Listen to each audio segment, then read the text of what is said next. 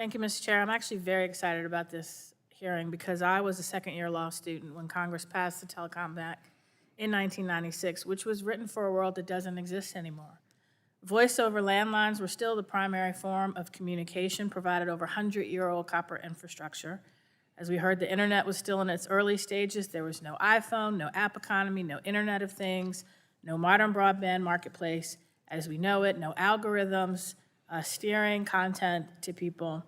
The industry predominantly looked like this panel of witnesses.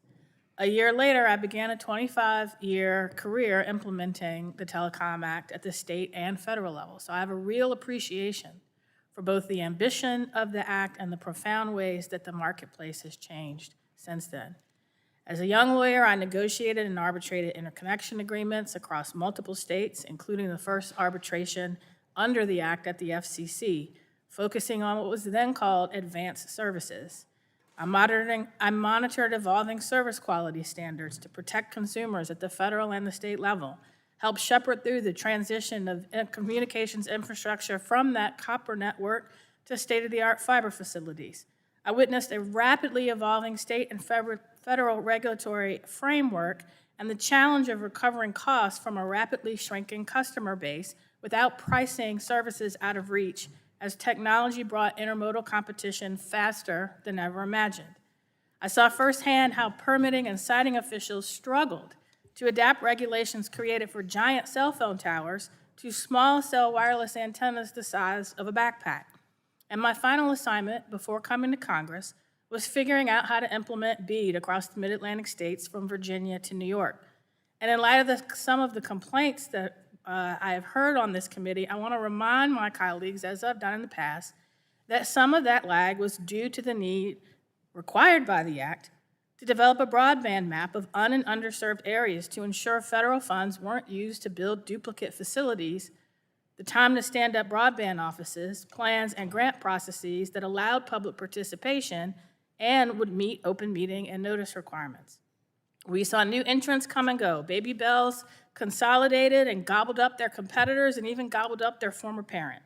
We saw the rise of cable and wireless providers, the growth of intermodal competition, the shift from voice to data, the rapid acceleration of mobile broadband after the invention of the smartphone, the emergence of fiber and satellite. We saw network providers get into content providers get into networks, cable providers get into data and voice, so on and so on. We saw industry executives push to make their workforce reflect the diversity of their customer base because they understood it was good for competition and it was good for business. And they could do so without fear of punishment from the FCC before the term DEI was ever heard in the wider community. We saw customers change how they communicate, work, access, entertainment, and participate in civic life. The Act has done a phenomenal job. It is woefully outdated and does not meet the moment of what we need for the modern communications infrastructure. We are still grappling with persistent questions of universal connectivity and affordability. We are still debating how best to protect consumers, who I haven't heard a lot about today, in a broadband-driven marketplace, including through transparency, privacy, and public safety protections. We're still asking whether our communications laws are doing enough to preserve competition, diversity of voices in an era of consolidation and concentrated market power, and whether every American can afford the communications tools they need to survive. So while today's hearing has not just been an exercise in nostalgia, it needs to help us think seriously about what modern communications policy should look like.